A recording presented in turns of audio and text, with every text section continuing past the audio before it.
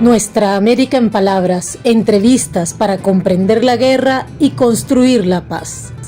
Y continuamos en Bogotá, Colombia, y aquí, desde el Capitolio del Congreso, entrevistaremos al senador Iván Cepeda Castro, hijo del líder comunista Manuel Cepeda Vargas, asesinado en Bogotá en 1994. El senador Cepeda es miembro de la delegación del gobierno colombiano que iniciará próximamente diálogos con el ELN en Caracas. Además, dirige la Comisión de Paz del Senado. Muy buenos días, senador Iván Cepeda. Un gusto. ¿Esta comisión nace a propósito de esta nueva circunstancia o era una comisión que ya existía en gobiernos anteriores? De tiempo atrás. Pero tiene una característica que muestra la situación de la institucionalidad de la paz en Colombia.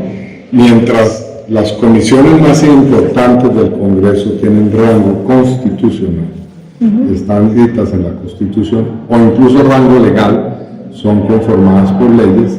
Las comisiones menos importantes son las llamadas accidentales, o digamos, no menos importantes, sino que son temporales para determinados fines. Bueno, la Comisión de Paz, en un país que tiene ya más de 6 décadas de conflicto armado y violencia, es una comisión accidental.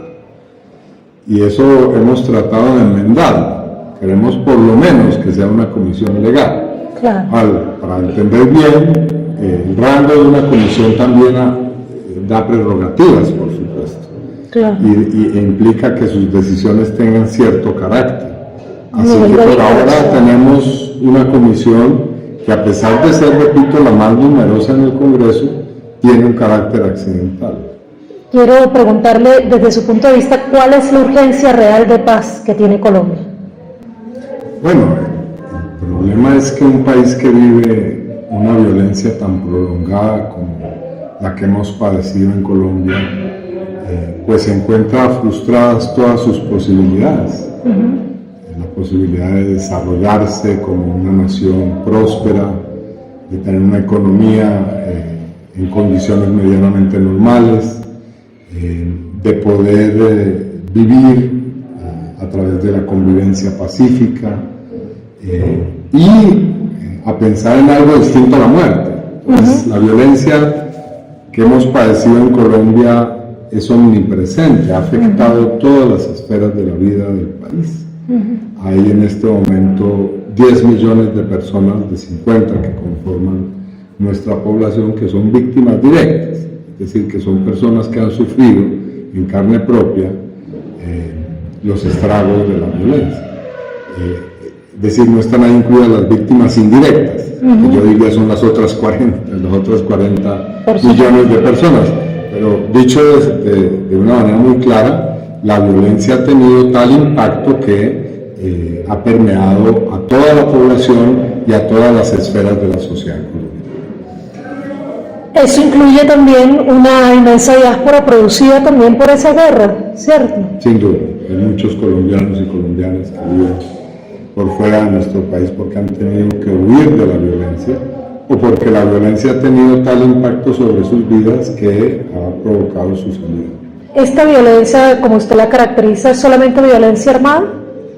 Tal vez tendríamos que hablar de violencias mejor, porque una parte de ellas está concentrada en el conflicto armado, que se libra entre el Estado y grupos guerrilleros, que en esta última etapa, porque ha habido guerrillas durante largo tiempo en Colombia, se remontan a mediados de la década de 1960.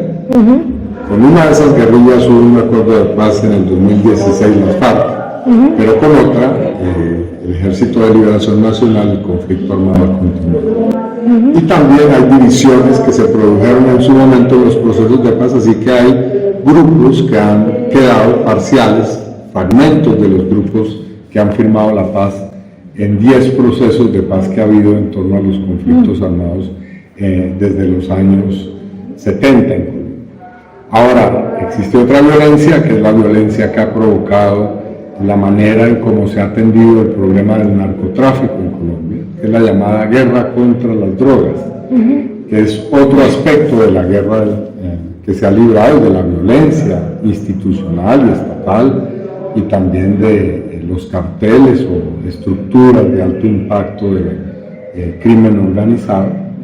Y como si todo eso fuera poco, también tenemos otra violencia que es menos, otras dos formas de violencia que son menos conocidas y sobre las cuales hay menos acento, pero también hay una violencia política que se ha desatado contra quienes han ejercido la oposición, contra los partidos y movimientos sociales, contra los jóvenes que protestan, en fin. Esa violencia, podríamos decir, es una violencia de carácter político y que pues tiene todas las características de los regímenes autoritarios. Y por último, diría que también hay una violencia que ha estado muy ligada a la implantación de proyectos económicos en el país. Y me refiero a las industrias de extracción del petróleo y de los minerales, especialmente del oro y del carbón, pero también tiene que ver con distintas formas del modelo neoliberal. Cuando se ha entrado en determinadas fases de desarrollo económico, han aparecido violencias específicas contra los movimientos sindicales, contra comunidades rurales que se han opuesto, por ejemplo, a la explotación del petróleo. Entonces tenemos una amplia gama de violencias que se han ido entrelazando, por supuesto no se presentan de una manera pura en cada uno de los contextos, pero que tienen todas un impacto muy... La desigualdad económica, por ejemplo, es una forma de violencia también. Lo menciono porque Colombia es uno de los países de la región con mayor desigualdad económica y además con mayor desigualdad entre regiones. Sí, es una forma, podríamos decir en términos generales, de violencia, como también lo es, por ejemplo, la discriminación de la mujer en la sociedad o la discriminación de los pueblos étnicos. Pero para ser más específicos en esto, el problema es que a las condiciones sociales y económicas que implican esa desigualdad y discriminación, pues cuando se producen las reacciones naturales de rechazo, de rebeldía, de buscar salir de esas circunstancias, se responde violentamente. Es decir, en vez del diálogo, en vez de la tramitación de los conflictos sociales por la vía de resolverlos pacíficamente, lo que se ha optado en Colombia es por darles una solución violenta, que va desde mandar a la cárcel a las personas hasta asesinarlas.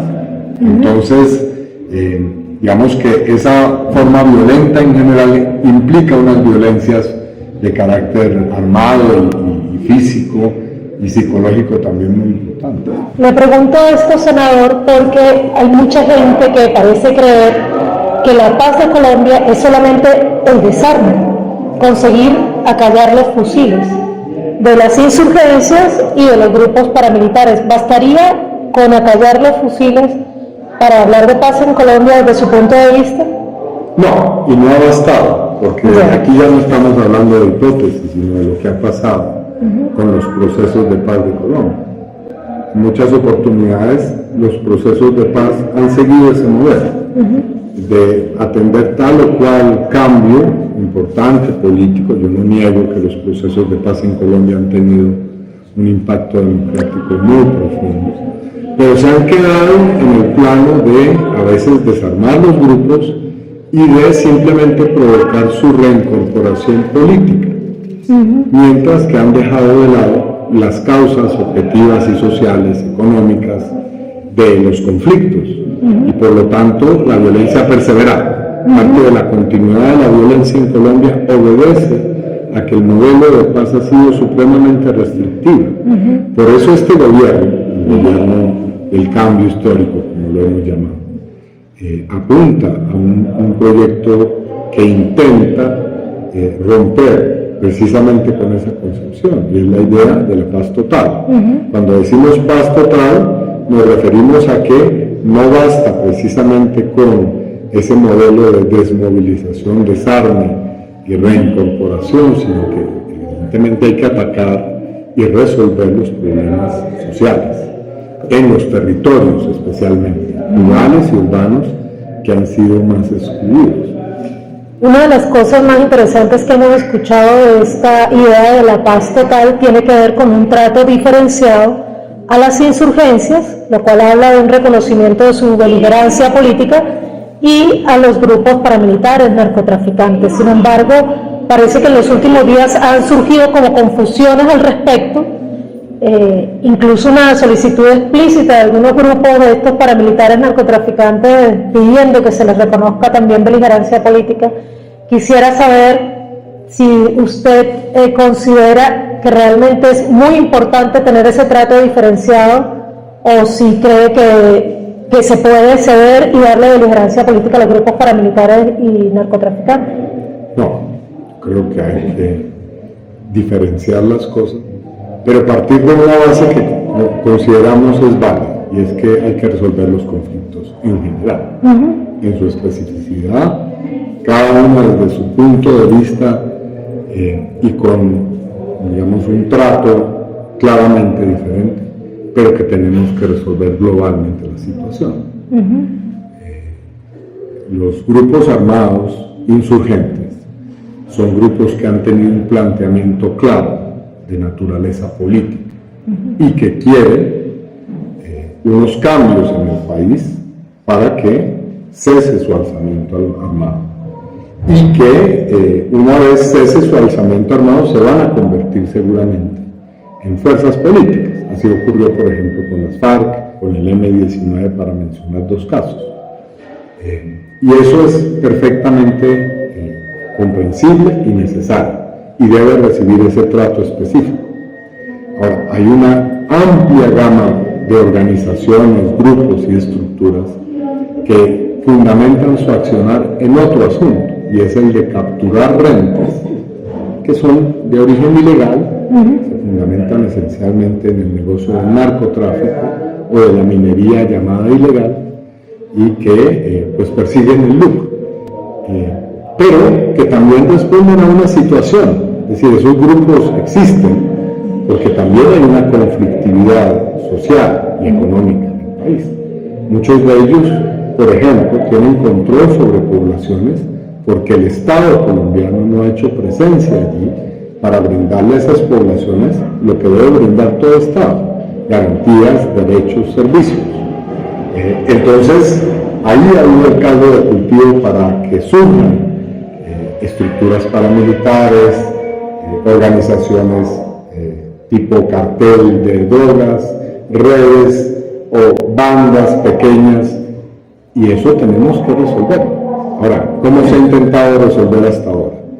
Pues la fórmula que nos han vendido, especialmente desde Estados Unidos, es que la única opción frente a eso es desarrollar una guerra sin cuartel, que además no apunta a las grandes esferas de esos negocios. Allí no se tocan, por ejemplo, los circuitos financieros de esa industria del narcotráfico, sino sencillamente se agrede o se persigue a los campesinos que siembran la hoja de coca, o a pequeños o incluso a algunos jefes de esas organizaciones que son en últimas operadores de esos negocios. O al pequeño consumidor también. O a los consumidores, toda la razón, claro que sí. Aquí, porque los eslabones más débiles de la cadena. Realmente florece el consumo. Lo que hemos dicho es que, pues, obviamente la situación ideal podría ser examinar hasta dónde es necesario legalizar el consumo de drogas ilícitas, obviamente con las limitaciones y regulaciones del caso, para evitar que eso siga siendo un negocio que produce esos ingresos y beneficios astronómicos. Usted mencionó ahorita a la insurgencia del Ejército de Liberación Nacional. Como sabe, entrevistamos al jefe de la Delegación de Paz hace poco. Sí, con mucho interés la entrevista. Qué bueno, muchas gracias por eso. No falta. Todo lo que gira en torno a esa organización, a lo que dicen sus líderes, nos interesa mucho, porque este gobierno quiere desarrollar un proceso exitoso de paz con esa gente. Le preguntaba al comandante Beltrán dos cosas que de algún modo, algunas cosas que quiero preguntarle a usted también, porque me interesa tener ambos puntos de vista. Lo primero sería preguntarle a usted si aspira en 4 años de gobierno, que son los que tenemos ahora asegurados, porque no sabemos si luego de 4 años venga un gobierno del pacto histórico o venga un gobierno contrario al proceso de paz total, ¿verdad? Si cree que en esos 4 años usted incluso personalmente aspira a que al finalizar el gobierno de Gustavo Petro haya un acuerdo ya firmado con el ELN, o si cree que simplemente se van a sentar las bases para un futuro acuerdo. Y lo otro que le quisiera preguntar, que le pregunté puntualmente también a este comandante, es algo relacionado con lo que ese breve recuento histórico que usted nos hizo, los acuerdos de paz. Hemos visto que tristemente en Colombia hay una tradición de que luego de que algún grupo insurgente firma un acuerdo de paz, pues viene una etapa de exterminio de su liderazgo, ¿no? E incluso de combatientes, como lo estamos viendo terriblemente con los excombatientes de la FARC, con cifras terribles de asesinatos después de la firma de los acuerdos que usted mencionó en 2016, incluso de familiares de estos combatientes cuyo único, entre comillas, crimen ha sido ser familiares de excombatientes. Entonces, ¿cree usted que hay la posibilidad de que luego de firmarse un acuerdo con el Ejército de Liberación Nacional en 4 años o en 10 o en 20, no sé cómo usted lo vea, esa es la primera parte de la pregunta, habrá alguna posibilidad de garantizar que no se repita ahora un exterminio, en este caso entonces, contra excombatientes del Ejército de Liberación Nacional? Bueno, con relación a lo primero, tenemos esa aspiración, claro está. De hacerlo en 4 años. Que sea en 4 años, poder avanzar al máximo. Ya. Yo creo que el ELN comparte esa aspiración. Okay. Pero somos perfectamente conscientes y responsables con relación a que los procesos de paz tienen dinámicas que no obedecen sencillamente al capricho de quienes intervienen en esos procesos. Aquí hay que hacer muchas labores que son todas complejas. Hay que producir un acuerdo. En el caso del ELN, la agenda que se ha elaborado y que se va a mantener hasta donde vemos vigente, tiene una lógica que implica una gran participación de la sociedad. O sea que no depende solamente de quienes estén sentados en una mesa de conversaciones, sino de que la gente, los territorios, en distintas esferas de la sociedad pueda decirle a la mesa qué quiere. Esa es la voluntad con la que se asumió esa agenda, y ese es un proceso que, como podrá entenderse, es complejo. Y además después hay otras operaciones que hacer. La organización que firma un acuerdo deberá obviamente refrendarla internamente, otro tanto habrá que hacer en la sociedad colombiana, pero también cuenta y juega a favor que hay voluntad, que hay experiencia acumulada y que pues están, yo diría, bastante claros e identificados los problemas. Entonces, aquí hay que ir sin prisa pero sin pausa, es decir, no se trata de forzar la marcha, no se trata de querer sacar a toda costa un acuerdo, hay que hacerlo de la manera dialogada, responsable, echar las bases bien para que la construcción quede bien hecha, pero también con un sentido de responsabilidad y de conciencia de la oportunidad histórica que tenemos. En segundo lugar, parte de los temas que aborda la paz total tienen que ver con cómo se cumplen los acuerdos y por qué el Estado ha incumplido sus acuerdos con las guerrillas. Bueno, las guerrillas también han incumplido a veces los acuerdos, pero ese aspecto que usted menciona es supremamente serio, grave, en todos los procesos de paz. Se ha presentado el mismo fenómeno. No es que haya ocurrido ahora con las FARC. Lamentablemente, en todos los procesos han sido asesinados negociadores de las guerrillas, por ejemplo, estando en procesos de negociación o tiempo después de haber terminado las negociaciones. Se ha asesinado a muchos exintegrantes de las organizaciones armadas. Incluso ha ocurrido con los paramilitares, cuando el gobierno de Uribe decidió hacer el llamado proceso de desmovilización paramilitar. se presentaron 2.600 asesinatos de personas que eran parte de las Autodefensas Unidas de Colombia. ¿Por qué ocurren esos asesinatos? Eso tiene pues toda una explicación que sería pues largo hacerla, pero efectivamente se ha sido una constante. Entonces, las guerrillas liberales, el asesinato de Carlos Pizarro. Esa es una constante histórica, para decirlo claramente. Ahora, es nuestra responsabilidad como gobierno dar cuenta de eso y buscar entender el origen que han tenido esas profundas falencias que han tenido los procesos de paz y garantizar sobre todo que no ocurran. Eso significará, por supuesto, que habrá que examinar en la mesa de conversaciones con el ELN ese fenómeno y habrá que crear las garantías necesarias para que no vuelva a ocurrir.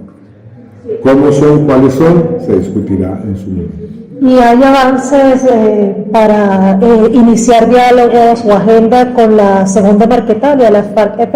El alto comisionado de paz, Danilo Rueda, ha venido avanzando en distintos diálogos. Uno de ellos precisamente con esta organización. Aquí en el Congreso donde estamos ahora ha tenido lugar en estos días el debate de la ley que precisamente le da los instrumentos legales al gobierno para hacer procesos de paz. Y ha habido una gran discusión, especialmente con sectores conservadores, pero también otros, liberales también, sobre si se le puede dar una segunda oportunidad a quienes abandonen un proceso de paz. Y esa es una discusión que es válida, pero que hemos optado por resolverla diciendo que sí se debe dar esa oportunidad y que sí se debe negociar la manera en cómo se reincorporarán personas que han salido de un acuerdo de paz, desde mi perspectiva, porque en el caso de la llamada segunda Marquetalia, pues hubo una operación que intentó llevar no solamente a la cárcel, sino incluso a la extradición a cárceles de Estados Unidos a varios de los líderes que habían firmado el acuerdo de paz. Escribimos sobre esa operación de entrampamiento a Jesús Santrich. La operación de entrampamiento. Sí, escribimos dos artículos sobre el tema. Yo personalmente no comparto el hecho de que ellos, Santrich, Márquez y otros, hayan abandonado el proceso. Pero considero que sí es necesario examinar esa situación. Otros no. Otros quieren sencillamente pasar de largo y sepultar un poco en el olvido estos asuntos, pero creo que no es conveniente. Colombia ha sido víctima de unas operaciones, digamos, psicológicas y una guerra comunicacional permanente, porque aquí los carteles, las corporaciones mediáticas están francamente cartelizadas. Y eso ha hecho que el discurso en Colombia se macartice. En Colombia, en todos los últimos años, mientras en el resto de nuestra América se puede hablar de revolución, de socialismo o hasta de comunismo sin ningún problema, en Colombia han pasado a ser palabras muy mal vistas, muy satanizadas por esas operaciones de las corporaciones mediáticas sobre todo, ¿no? Y en ese sentido hay algunas palabras que me parecen fundamentales que han venido desapareciendo incluso del discurso de muchos sectores de la izquierda colombiana. Como usted sabe, esta entrevista es en clave colombo-venezolana y muchas de las personas que nos verán están más bien en Venezuela. Y yo vivo en Venezuela. En Venezuela hay una palabra que escuchamos todos los días, desde el uso institucional, en la televisión, la gente en la calle, incluso que la oposición venezolana la ha aprendido a usar porque sabe que al venezolano y la venezolana común le importa y que aquí en Colombia casi no la escucho. Y yo quiero saber qué tan importante es para usted esa palabra, y esa palabra es soberanía. ¿Cree usted que es importante recuperar la soberanía de Colombia, el uso de la palabra, la valoración de la soberanía y en sí misma la soberanía? Porque Colombia ha perdido su soberanía. Colombia es el principal enclave de los Estados Unidos y de todas esas grandes corporaciones capitalistas en América del Sur. ¿Qué tan importante será recuperar la soberanía de Colombia desde el punto de vista del senador Iván Cepeda? Bueno, eso ya para nosotros no es una discusión retórica. que haga parte de una especie de debate de ideas en nuestra práctica. Hoy somos gobierno y hoy hemos tenido que entablar relaciones con otros gobiernos, entre ellos con el gobierno de Estados Unidos. Y en eso nos hemos conducido con unos principios que los hemos expuesto de una manera muy franca, respetuosa pero muy franca, con este gobierno, con el cual tenemos una relación que sin lugar a dudas es fundamental. Y esa relación se basa en el respeto, en la autonomía, en la independencia, pero también en la cooperación, como con cualquier otro gobierno del mundo.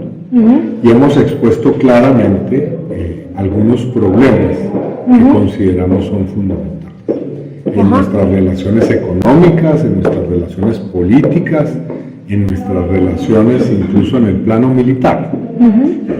Hemos dicho claramente que para nuestro país es fundamental la integración de las naciones latinoamericanas, que es, a mi modo de ver, la mejor forma de reivindicar nuestra soberanía como pueblos. Necesitamos salir de ese ensimismamiento en esa relación bilateral con Estados Unidos y también dar lugar y concentrarnos en nuestras relaciones como pueblos y como continentes, que compartimos problemas, intereses, destinos comunes. Igualmente hemos señalado a Estados Unidos que uno de los ejes de la política internacional que nos une, que es el llamado problema del narcotráfico, tiene que cambiar, y que esa relación es necesario, imperativo, insoslayable cambiar. Y eso lo ha dicho el presidente no solamente en conversaciones bilaterales con funcionarios del gobierno de Estados Unidos, sino también ante la Asamblea General de las Naciones Unidas. Consideramos que ahí hay un problema global que requiere un tratamiento distinto, que no puede seguir siendo el que le ha dado tradicionalmente a eso, pues Estados Unidos y sus administraciones y gobiernos. Igualmente hay otros problemas, el problema de la Amazonía, el problema del cambio climático y sus efectos, de por qué el modelo económico, la desigualdad social, la violencia tienen también un impacto climático, y cómo el impacto climático de ese cambio que se está dando también afecta esos otros asuntos. Entonces hemos tenido un comportamiento y una conducta soberana, es decir, hemos planteado qué queremos nosotros y cómo queremos nosotros que cambie nuestra relación. Y la pertenencia... Ahora, la pregunta es si eso todo ha cambiado ya. No. Claro, hay muchos asuntos que no han cambiado y que van a tener que cambiar en el tiempo. Colombia ha estado ligada a instituciones y a formas de poder que tienen su centro gravitacional en Estados Unidos durante 2 siglos. Así que nuestro gobierno está introduciendo cambios graduales.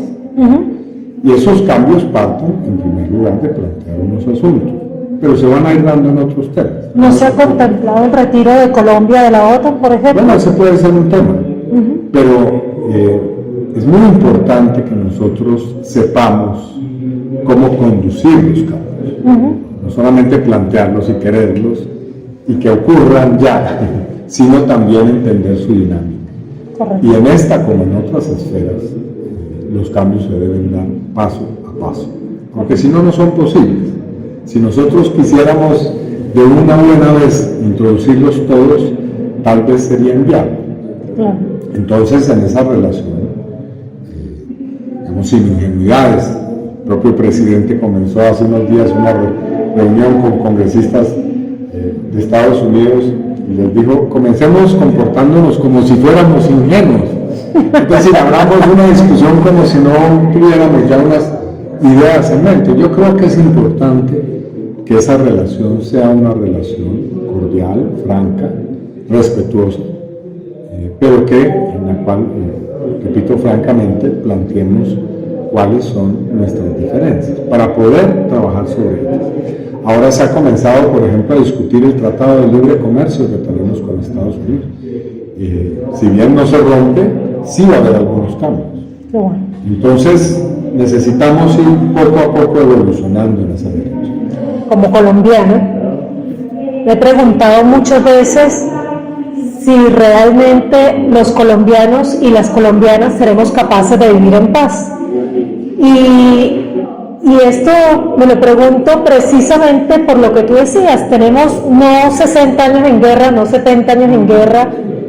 Colombia mínimamente podríamos decir que está en guerra desde que nace como república, pero también podríamos decir que está en guerra desde que llegaron los conquistadores a este continente. De hecho, es el único país del continente que pasó todo el siglo XX y lo que va el XXI en guerra.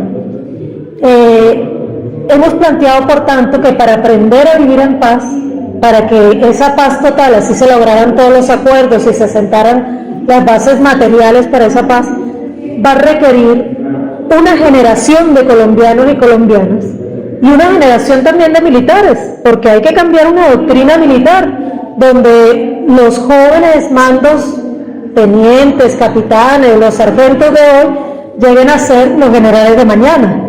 ¿Correcto? ¿Estás de acuerdo con este planteamiento o crees que realmente podemos lograr incorporar esa paz a nuestra cultura antes de una generación de colombianos, una generación de militares? Yo creo que a la par de esas realidades tan tristes en nuestra historia, también ha habido un formidable movimiento por la paz. En Colombia se han hecho desde el siglo XIX infinidad de procesos de paz. Incluso acaba de aparecer un estudio que se llama Paz en la República, que tiene que ver con los procesos de paz de 1832 a 1902. Y un estudio muy interesante que muestra que, contrario a lo que se pudiera creer, no es de ahora que nos venimos planteando estos asuntos. Así que tenemos una muy amplia experiencia y tenemos un saber importante, tenemos organizaciones, instituciones, leyes, incluso en la Constitución hay un buen acervo sobre eso. Así que yo creo que tenemos ya como sociedad muchas herramientas para construir la paz y creo que podemos hacerlo más rápido de lo que creemos. Ahora, en esto, por supuesto, hay asuntos que son de muy diversa duración. Hay sociedades que, después de un siglo o 70 años de haber sufrido un conflicto mucho menos prolongado que el nuestro, todavía no sanan sus heridas. Así que eso depende de muchos factores. Pero yo creo que podemos avanzar sin lugar a dudas de una manera muy significativa en este terreno, porque la sociedad colombiana está hastiada de la violencia, por lo menos muchos sectores, porque hoy en día el desafío no es solamente de Colombia, sino es un desafío global. El problema es que si hoy no hacemos la paz total en el mundo, por paz total entiendo que desaparezcan las guerras como forma de tratar los conflictos, la humanidad puede llegar al borde, al límite. Es decir, las guerras pueden llevar a su desaparición a la humanidad. Creo que eso no es ningún secreto o misterio. Estamos ante conflictos en los cuales la utilización de armas que son temibles, tiene un efecto de destrucción enorme, es cada vez mayor la posibilidad. Entonces es un problema al que tenemos que abocarnos sí o sí, del cual tenemos que encontrarle soluciones desde el acumulado de todo lo que hemos aprendido, pero también desde las soluciones más imaginativas posibles. La última pregunta. Sabemos que esta paz de Colombia es tan compleja, es una construcción histórica muy compleja, y que Colombia no va a poder hacerlo sola. ¿Qué tan importante cree usted, senador, que es el haber recuperado las relaciones con Venezuela y el que pueda Colombia lograr que se retire a Cuba de la lista de países patrocinadores del terrorismo, no solo para hacer justicia con el pueblo venezolano y el pueblo cubano, sino en este caso le pregunto, ¿qué tan importante es eso para la paz de Colombia? Y esto recordando que hoy precisamente cuando hacemos esta entrevista se están reuniendo el presidente Nicolás Maduro y el presidente Gustavo Petro por primera vez en Caracas.